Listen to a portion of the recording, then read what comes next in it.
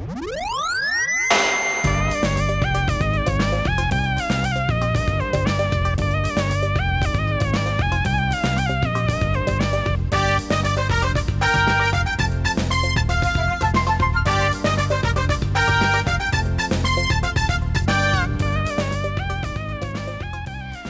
এই সুন্দর বিকেলে প্রাণমিল ক্যান্ডি কুইজ শো জানার আছে বলার আছে অনুষ্ঠানে তোমাদের সবাইকে আমন্ত্রণ জানাচ্ছি। সঙ্গে রয়েছি আমি তাসলিমা। আজ আন্তর্জাতিক শ্রমিক দিবস সম্পর্কে তোমাদেরকে কিছু তথ্য দেব। আজ 1 মে।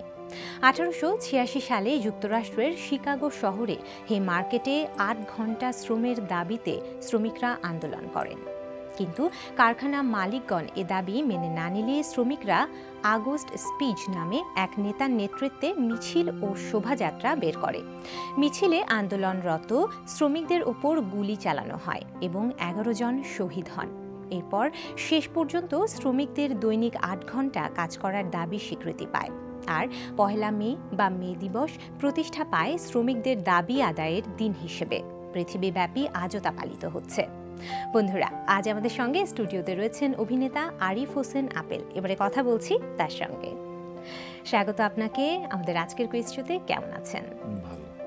মে দিবসের শুভেচ্ছা আপনাকে। আপনাকেও শুভেচ্ছা। দর্শক বা ছোট্ট বন্ধু সকলকে মে দিবসের লাল শুভেচ্ছা। আমার বেশ ভালো লাগছে আজ আপনাকে আমাদের মাঝে পেয়ে। ভাই, প্রথমেই জানতে চাইব যে আপনি তো দীর্ঘদিন যাবৎ আরণ্যক নাট্য দলে অভিনয় করছেন, তো আজ যেহেতু আন্তর্জাতিক শ্রমিক দিবস 1 মে, তো এই প্রসঙ্গে একটু আসি যে 1 মে দিবস উপলক্ষে দলের কর্মসূচি সম্পর্কে প্রথমে একটু জানব। আমি 2000 সাল থেকে আরণ্যকে আছি এবং আসলে আরণ্যক নাট্যদল তাদের মূল স্লোগান হচ্ছে নাটক শুধু বিনোদন নয়, শ্রেণী সংগ্রামের সুতীক্ষ্ণ হাতিয়ার। তা শ্রেণী সংগ্রামটার উপর ভিত্তি করেই বা শ্রেণী সংগ্রামের মানসিকতার মূল মন্ত্র থেকেই আরণ্যক আসলে নাট্য চর্চাটা করে। এবং 2016 এই সালটি হচ্ছে আরণ্যকের মে দিবস উদযাপনের 35তম বছর। আচ্ছা। দীর্ঘদিন ধরে আমরা প্রতিদিন সকালে শহীদ মিনারে, কেন্দ্রীয় শহীদ মিনারে মে দিবসটা উদযাপন করি। ওখানে নানা ধরনের প্রোগ্রাম থাকে, অনুষ্ঠান থাকে। যেমন আমরা শুরু করি ইন্টারন্যাশনাল গান দিয়ে, তারপর আমাদের প্রধান পুরুষ মামুনুর রশিদ তার বক্তব্য রাখেন, প্রধান সম্পাদক বক্তব্য রাখেন, কবি কণ্ঠে কবিতা হয়, নাটক হয়, আমাদের নিজেদের নাটক হয়, অন্য দলের নাটক হয়, পথনাটকগুলো হয়। এভাবে আমরা সকালের অনুষ্ঠানটা শেষ করি। তারপরে কোনো বছর আমরা সেমিনার করি, এবছর করছি না। এবছর আমরা সরাসরি চলে যাচ্ছি সন্ধ্যায় 7টায় এক্সপেরিমেন্টাল হলে শিল্পকলায় রারাং নাটকটি থাকছে এবার। আচ্ছা, তো সকালের নাটকটা সম্পর্কে একটু জানবো, বা সকালের কর্মসূচিটা সম্পর্কে। আজকে আমাদের একটা নাটক ছিল, সেটা হচ্ছে মূর্খ লোকের মূর্খ কথা। আচ্ছা।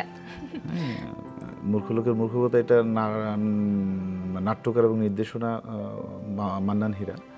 উনি মানে আমাদের দেশের চিকিৎসা ব্যবস্থা, মানে গরিব মানুষের বা কম আয়ের মানুষের যে চিকিৎসা সেবা নিয়ে যে ভোগান্তিটা, বা তাদের যে তাদের চাহিদা মতো চিকিৎসা সেবাটা পাচ্ছে না, সেটাকে কেন্দ্র করে নাটকটা নির্মাণ করা হয়েছে।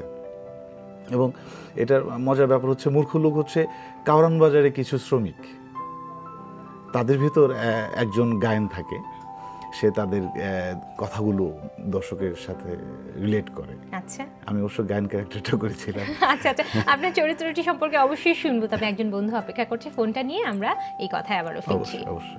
হ্যালো হ্যালো আপু, আমি রিন্তি। কেমন আছো? জি ভালো আছি। আচ্ছা, বলো কোন বিভাগ থেকে প্রশ্ন নিয়ে কুইজে অংশগ্রহণ করতে চাও? কোন ক্লাসে পড়ছো? ক্লাস 10। কোন স্কুল? ফাতেমা মেমোরিয়াল বালিকা উচ্চ বিদ্যালয়। খুব ভালো, প্রশ্নে যাচ্ছি। প্রথম প্রশ্ন, কোনটি অক্ষিপেশী নয়? ক ইন্টারনাল অবলিক, খ সুপিরিয়র রেকটাস, গ সিডিয়াল অবলিক। জলদি বলতে হবে।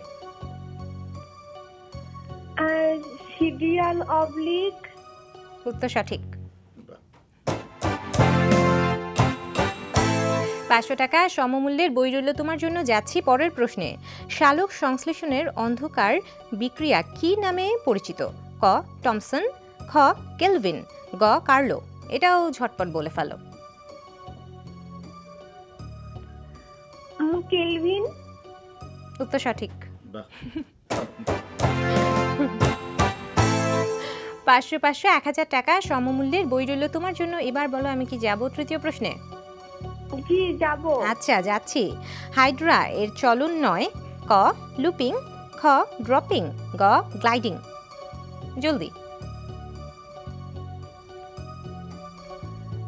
অপশন খ ড্যাপিং। আচ্ছা আরেকবার একটু বলো। অপশন খ ড্যাপিং। উত্তর সঠিক।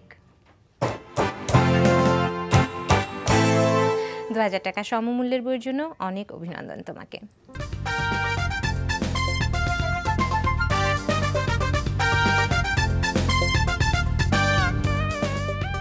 প্রাণমিল ক্যান্ডি কুইজ শো, জানার আছে বলার আছে অনুষ্ঠান।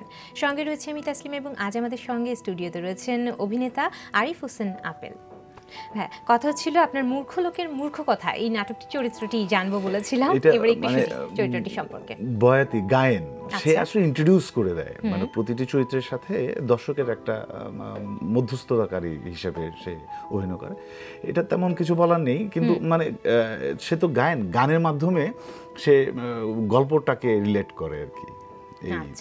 আচ্ছা, তো আপনি বলছিলেন কথায় কথায় আমরা এটাও শুনছিলাম যে আজ সন্ধ্যায় রারাং নাটকের 153তম প্রদর্শনী হতে যাচ্ছে, কেমন লাগছে? এটা তো একটা অদ্ভুত ভালো লাগার বিষয়, এটা আসলে বলে বোঝানো যাবে না। 153টা শো, এর মধ্যে আমরা তো অভিনয় করি আসলে অনেক অনেক মানুষ, 25-30 জন অভিনেতা অভিনেত্রী, ক্রু, সব কিছু মিলে, সবাই মিলে। কিন্তু 153টা শো হচ্ছে কিন্তু 2004 সাল থেকে। 2004 সাল থেকে আজকে 2016, প্রায় 14 বছর কিন্তু কম সময় না, খুব একটা কম সময় না, অনেক সময়। এই অনেক সময় প্রদর্শনীতে কিন্তু আমরা আপনাকে পেয়েছি। হ্যাঁ, এই অনেক সময়ে প্রতিটি প্রদর্শনীতে থাকতে পারাটা কিন্তু একটা মানে অন্য ধরনের কমিটমেন্টের জায়গা বলবো, বা কমিটমেন্টটা আমার দর্শক বিচার করবেন, কিন্তু আমি মনে করি আমার ভালো লাগা থেকেই আমি করি আসলে। আচ্ছা, তো এই যে শুরু থেকে প্রত্যেকটা প্রদর্শনীর সাথে আছেন, যদি বলি যে কি কি পরিবর্তন এসছে বা কি কি পরিবর্তন হয়েছে? মঞ্চনাটক তো আসলে প্রতি মুহূর্তেই পরিবর্তন হয়। যে অভিনেতা গত শোতে যে পারফরমেন্সটা করেছে, আজকে সে তা করবে না, করতে পারবেও না, করা যায়ও না। হ্যাঁ, আর এটা তো আসলে এক ধরনের আবহাওয়া বা এক ধরনের মানে পরিবেশগত প্রভাব পড়ে একটা অভিনেতা অভিনেত্রীর উপর। যেই শোতে দেখা যায় যে একদম দর্শক অনেক থাকেন, সেই শোতে দেখা যায় অভিনয়টা একরকম হচ্ছে। কিন্তু যেটা আপনি জানতে চাচ্ছেন যে এই আজকের শোতে প্রথমেই একটা পরিবর্তন আসছে, যে মিউজিক্যাল একটা জায়গা বেশ চেঞ্জ করছেন গতকালকে মামুনুর রশিদ নাট্যকার নির্দেশক, উনি চেঞ্জ করেছেন। সেটার আজকে আমরা ফার্স্ট পারফরমেন্সটা করব। আচ্ছা, তো নাটকটির প্রেক্ষাপট বা গল্পটি সম্পর্কে? এটা হচ্ছে আদিবাসী সাঁওতাল নেতা আলফ্রেড সরেন, তার সংগ্রাম, সাঁওতাল সম্প্রদায়ের সংগ্রাম, তাদের টিকে থাকার সংগ্রাম, এবং সেই জায়গাটা বাঙালিরা তাদের যে হস্তক্ষেপ, সেখান থেকে তাদের টিকে থাকে, এইটা নিয়ে গল্পটা আসলে। আচ্ছা, তো এই মানে আপনার যে চরিত্রটি সম্পর্কে এবার জানো, যে এই নাটকটিতে কিভাবে ফুটিয়ে তুলেছেন আপনার চরিত্রটি? আমার চরিত্রটার নাম হচ্ছে গদাই। গদাই একটা হিন্দু লোক। আচ্ছা আচ্ছা, এই যে গদাইয়ের চরিত্রে অভিনয় করেছেন আপনি। হ্যাঁ। আচ্ছা, আমরা শুনবো এই চরিত্রটি সম্পর্কে, তবে একজন বন্ধু অনেকক্ষণ ধরে অপেক্ষা করছে, ফোনটা নিয়ে আমরা আবারও এই প্রসঙ্গে ফিরছি। হ্যালো হ্যালো, আপু, আমি অভিমা। কেমন আছো? ভালো আছি। আচ্ছা, কোন ক্লাসে পড়ছো? 5-এ। বলো, কোন বিভাগ থেকে প্রশ্ন করব তোমাকে? বলো। জানা অজানা। জানা অজানা? কোন স্কুলে পড়ছো তুমি? Rupnagar model school and college. কোথা থেকে ফোন করেছো? জি আপু। কোথা থেকে ফোন করেছো? ঢাকা মিরপুর। আচ্ছা, প্রশ্নে যাচ্ছি। প্রথম প্রশ্ন, ব্রিটিশ সাময়িকী দ্য ইকোনমিস্ট এর জরিপে বর্তমানে বিশ্বের সবচেয়ে ব্যয়বহুল শহর? ক জুরিক, খ সিঙ্গাপুর সিটি, গ জেনেভা। বলো। আপু অপশন গ জেনেভা। নিলাম, আন্তরিকভাবে দুঃখিত, উত্তরটি তো সঠিক হলো না। সঠিক উত্তর হচ্ছে খ সিঙ্গাপুর সিটি। জানা হলো। আর একজন বন্ধু আমাদের সঙ্গে রয়েছে। হ্যালো, আমি জেরিন। কেমন আছো? জি ভালো আছি। বলো, কোন বিভাগটি তোমার পছন্দ? বইয়ের মানুষেরা। কোন ক্লাসে পড়ছো? ক্লাস 9 এ। কোন স্কুল? এটি স্কুল অ্যান্ড কলেজ। বড় হয়ে কি হতে চাও? ডাক্তার। খুব ভালো। প্রশ্নে যাচ্ছি। প্রথম প্রশ্ন, জাপানি ভাষায় রচিত বিভিন্ন ভাষায় অনুদিত জনপ্রিয় বই তত্ত্বচান এর রচয়িতা কে? ক হারুকি মুরাকামি, খ তেতসুকো কুরোয়ানোগি, গ কানা কোবাওশি। বলো। Haruki Murakami. নিলাম, আন্তরিকভাবে দুঃখিত, উত্তরটি তো সঠিক হলো না। সঠিক উত্তরটি তোমাকে জানিয়ে রাখছি খ তেতসুকো কুরোয়ানোগি। ঠিক আছে, জানা হলো। হ্যাঁ, আপনার কাছে ফিরে আসি আমরা চরিত্রটি সম্পর্কে জানবো। গদাই হচ্ছে যে বাঙালি একটা চরিত্র, সে তার চাচা সাঁওতালদেরকে পুনর্বাসনের জন্য যে ব্যবস্থা করে, গদাই করে কি সেখান থেকে সাঁওতালদের থেকে জমিটা দখল করে নেয়। কিন্তু এটার মজাটা হচ্ছে যে মামুন ভাই যখন নির্দেশনা দিচ্ছিলেন তখন বারবার বলছিলেন যে চরিত্রটা যা তা না এইভাবে প্রেজেন্ট করা। আচ্ছা, মানে পূর্ণবয়স্ক বা প্রাপ্তবয়স্ক লোক ছাড়া তো এই ধরনের ধ্বংসাত্মক কাজ করতে পারবে না, হিংসাত্মক কাজ করতে পারবে না। কিন্তু দেখে যেন মনে হয় যে এই লোকটা ওই মানে ওই ধরনের কাজ করতে পারার কথা না।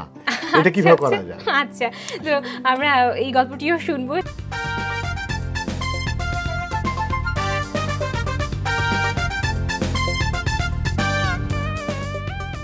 প্রাণমিল ক্যান্ডি কুইজ শো, জানার আছে বলার আছে অনুষ্ঠান। এখন আমরা খেলবো ছবির গ্যালারি বিভাগ নিয়ে। দেখছি ফোন লাইনে কোন বন্ধু রয়েছে। হ্যালো। হ্যালো আপু, আমি সোনালি। কেমন আছো? ভালো আছি আপু, আপনি কেমন আছেন? আমিও ভালো আছি। এখন আমরা খেলবো ছবির গ্যালারি বিভাগ নিয়ে। প্রশ্নে যাচ্ছি, তুমি মনোযোগ সহকারে ছবিটা দেখবে। ঠিক আছে? প্রথম প্রশ্ন, ইনি একজন ভারতীয় ঔপন্যাসিক, তার নাম বলো। ক কিরণ দেশাই, খ মেধা পাটকার, গ অরুন্ধতী রায়।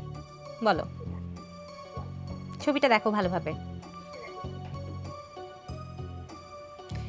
সময় চলে যাচ্ছে। আপু কিরণ দেশাই। আচ্ছা, নিলাম, আন্তরিকভাবে দুঃখিত, উত্তরটি তো সঠিক হলো না।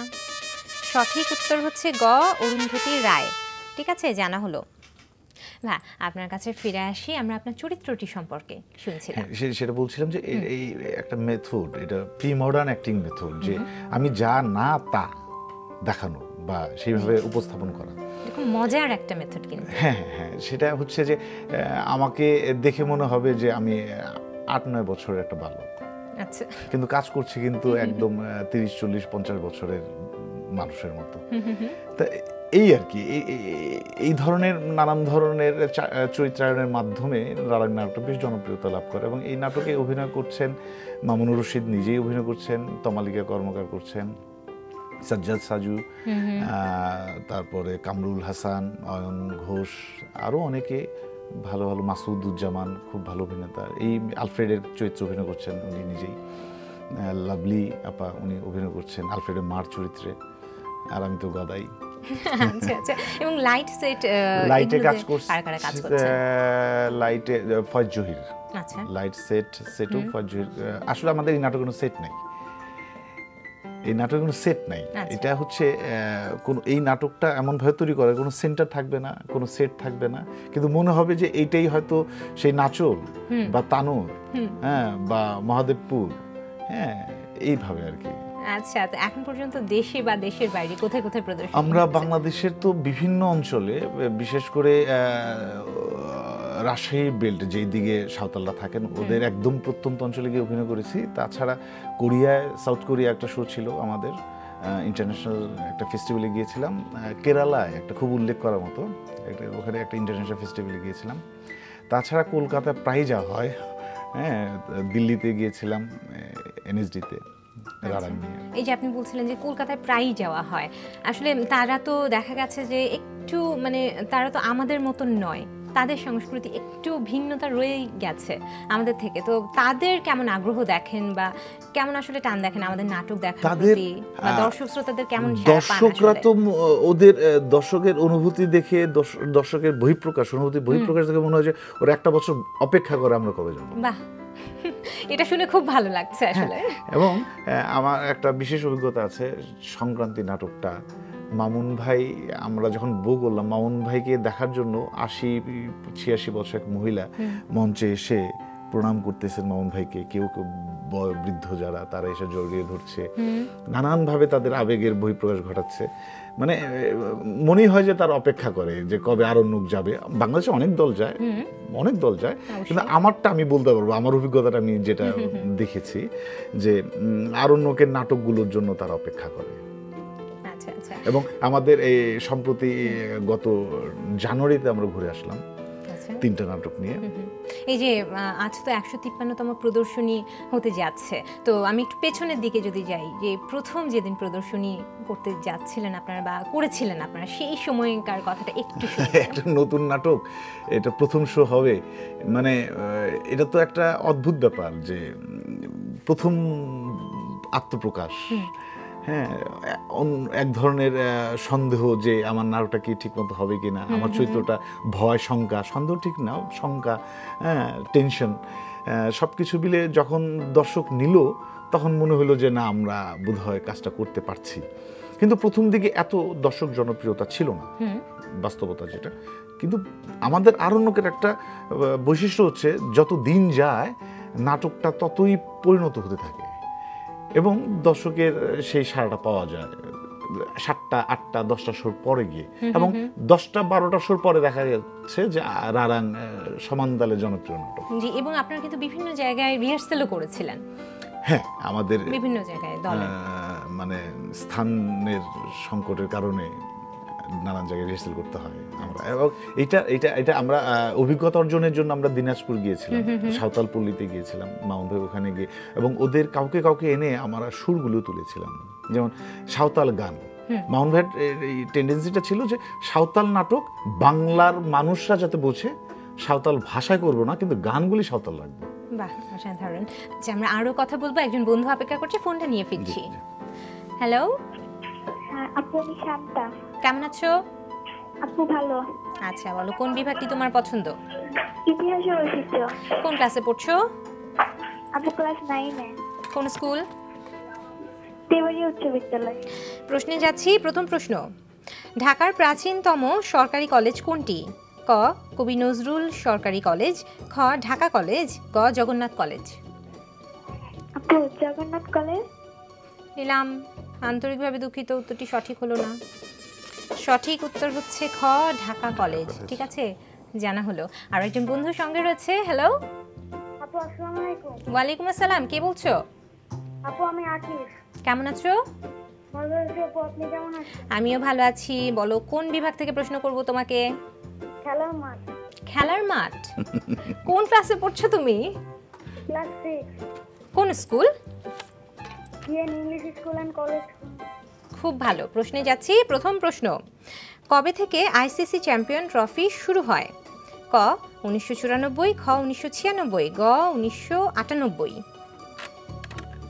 জলদি বলতে হবে। আপু অপশন গ 1998। কোথায় হয়েছিল জানো? নিলাম। উত্তর সঠিক। ঢাকায় হয়েছিল। 500 টাকা সমমূল্যের বই রইল তোমার জন্য। যাচ্ছি পরের প্রশ্নে। 2004 সালের হকি বিশ্বকাপে চ্যাম্পিয়ন হয় কোন দল? ক ফিনল্যান্ড, খ রাশিয়া, গ কানাডা। এটাও বলে ফেলো ঝটপট। আপু অপশন খ রাশিয়া। আচ্ছা, নিলাম। দুঃখিত, এই উত্তরটি সঠিক হলো না। সঠিক উত্তর হচ্ছে গ কানাডা। ফিনল্যান্ডের বিপক্ষে হয়েছিল সেটা। জানা হলো। আপনার কাছে ফিরি ভাইয়া। আমরা এবার একটু জানবো যে প্রথম প্রদর্শনীর প্রস্তুতির কথা আমরা শুনছিলাম, তো এবার একটু জানবো যে আপনি তো আরণ্যক নাট্য দলের সঙ্গে রয়েছেন, তো দলের আর কোন কোন নাটকে অভিনয় করা হয়েছে এখন? আমি 2000 সালে আরণ্যকে আসার পর থেকে মানে এটা আমার ভাগ্য যে সবগুলো নাটকেই আসলে আমি অভিনয় করেছি। বাহ। যেমন মহিষিংহাসন আমার খুব পছন্দের একটা নাটক, জয়জয়ন্তী যে ধরনের নাটক দেখে আমরা নাট্য চর্চার প্রতি উদ্বুদ্ধ হয়েছিলাম, ওটা করতে পারিনি, কিন্তু আমরা আসার পরে যখন একটা শো হয়েছিল তখন ওটার একটা ছোট্ট চরিত্র অভিনয় করেছিলাম। সংক্রান্তি, এবং সংক্রান্তিতে আমি একই সাথে একই নাটকের দুটো চরিত্র অভিনয় করেছি। এই আর পথনাটক যে কটা হয়েছে, যেমন এখন কিছু মূর্খ লোকের মূর্খ কথা, তার আগে ছিল খেকশিয়াল, তার আগে ছিল মঙ্গা কাহিনী, এই ধরনের সবগুলো নাটক অভিনয় করেছে। আচ্ছা আচ্ছা, আর সামনে তো নিশ্চয়ই নতুন নাটক আসছে। নতুন একটা ধরেছে আমাদের, ধরছে না ঠিক, কাজ শুরু হয়ে গেছে। জুবলি হোটেল, একটা এলাকার হোটেলকে কেন্দ্র করে ওই এলাকার বিভিন্ন পেশার এবং মানসিকতার মানুষের ঘটনা আবর্তনটা নিয়ে একটা নাটক। আচ্ছা আচ্ছা, সেই নাটকটিতে আপনার চরিত্রটি এখনো সিলেক্ট হয়নি। আচ্ছা আচ্ছা, ঠিক আছে। আচ্ছা, সেটির রচনা এবং নির্দেশনা মান্নান হীরা। আচ্ছা আচ্ছা, আজ তো কথা বলতে অনেক ভালো লাগছিল, এবং আজ 153তম প্রদর্শনী রারাংয়ের, সেই শুভকামনা রইল আপনার রারাংয়ের প্রতি, এবং আপনি ভালো থাকবেন। আজ আপনি আমাদের কুইজ শোতে এসেছেন, এই জন্য আপনাকে অনেক ধন্যবাদ, অনেক শুভকামনা রইল আপনার জন্য। সবাইকে শুভকামনা, এবং দর্শক যে ছোট্ট বন্ধুরা যারা দেখছে এবং যারা মাঝবয়সী সব বয়সী মানুষ যারা দেখছে, আমাদের জন্য দোয়া করবেন। ধন্যবাদ। বন্ধুরা, একটা ঘোষণা রয়েছে তোমাদের জন্য। আগামীকাল থেকে ইতিহাস ও ঐতিহ্য এই বিভাগটির পরিবর্তে সিনেমা বিভাগ চালু হতে যাচ্ছে, এবং প্রিয় দর্শক শ্রোতা, আপনাদের জন্য রয়েছে আরও একটি ঘোষণা। বিশ্বের যে কোনো প্রান্ত থেকে যে কোনো সময় এনটিভিতে সম্প্রচারিত সংবাদ ও অন্যান্য সকল অনুষ্ঠান উপভোগের জন্য লগ ইন করুন আমাদের পূর্ণাঙ্গ ওয়েব পোর্টাল www.ntvbt.com-এ। বন্ধুরা, সবাই অনেক ভালো থেকো, সুস্থ থেকো, সুন্দর থেকো। আগামী পর্বে আবারও দেখা হবে। আল্লাহ হাফেজ।